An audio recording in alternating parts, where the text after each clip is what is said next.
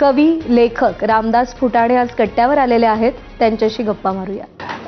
नाना, तुमच्या म्हणजे कवितांनी खूपदा अस्वस्थ केलं, खूपदा हसवलं। कोरोनाच्या काळामध्येही तुम्ही जी कविता केली होती ती अनेकांना स्मरणात राहील अशी आहे। त्या कवितेच्या बद्दल सांगा ना। हे करोनाच्या काळात लिहिलेली, तुम्हाला माहिती की करोनाची जी फोटो पहिल्यांदा सुरुवातीला आले ते वेगवेगळ्या रंगाचे काटेरी चेंडू होते। ती जी कविता आहे त्या चेंडूने सांगितलेली आणि ती सगळ्या परिस्थितीबद्दल आजच्या पर्यावरण की रंगी बेरंगी काटेरी चेंडू, रंगी बेरंगी काटेरी चेंडू अंगाभोवती घोंगावू लागले।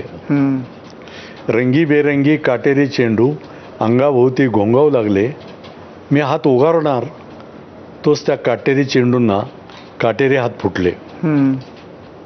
हिरवे काटेरी, केसरी काटेरी, निळे काटेरी, त्या सर्व काटेरी हातांनी मला अलगद उचलले, उंच हवेत फेकले आणि मी एका झाडाच्या फांदीवर दनदिशी आदळलो, कळवळलो।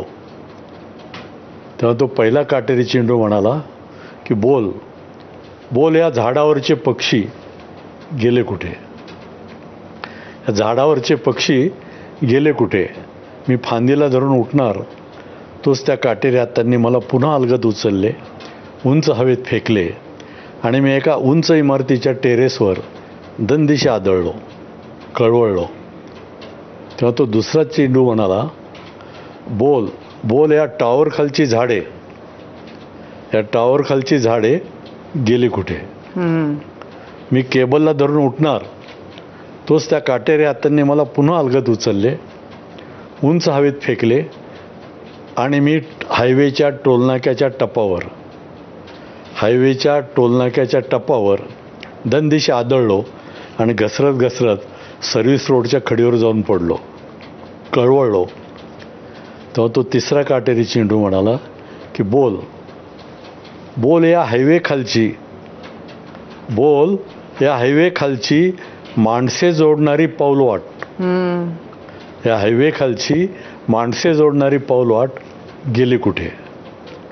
मी खडीवरून उठणार तोच त्या काटेरी हातांनी मला पुन्हा अलगद उचलले, उंच हवेत फेकले आणि संसदेत जाऊन मी दनदिशी आदळलो, कळवळलो। माझ्या भोवती घोंगावणारे काटेरी चेंडू पाहता सभागृह रिकामे झाले। तेव्हा तो चौथा काटेरी चेंडू म्हणाला की बोल बोल, या सभागृहात चांगले सदस्य पाठवणारे मतदार यादीतील चांगले मतदार गेले कुठे? अरे क्या बात है। या सभागृहात चांगले सदस्य पाठवणारे मतदार यादीतील चांगले मतदार गेले कुठे? मी राजदंड धरून उठणार तोच त्या काटेरी हातांनी मला पुन्हा अलगद उचलले, उंच हवेत फेकले आणि एका हॉस्पिटल बाहेर उभ्या असलेल्या ॲम्ब्युलन्सवर मी दनदिशी आदळलो आणि घसरत घसरत ऑक्सिजनच्या सिलेंडरवर जाऊन पडलो, कळवळलो। तेव्हा तो पाचवा काटेरी चेंडू म्हणाला की बोल बोल, तुझा ईश्वर राहतो कुठे? बोल, तुझा ईश्वर राहतो कुठे? शोध घे, अन्यथा मी पुन्हा येईन। मला ना म्हणजे तुम्ही इतक्या वेगवेगळ्या क्षेत्रामध्ये मुसाफिरी केल्या, म्हणजे जामखेडमधला एखादा तरुण मुलगा मुंबईत शिक्षक बनून येतो काय, सिनेमा काढतो काय, तोही म्हणजे असा की जो आजही म्हणजे तो कालातीत असा झालेला तो सिनेमा आहे आणि त्यातला जो संघर्ष आहे तो, हे सगळं कसं झालं? म्हणजे शिक्षक काय तुमचा पगार होता त्यावेळेला जेव्हा तुम्ही सामना सिनेमा निर्माण केलात?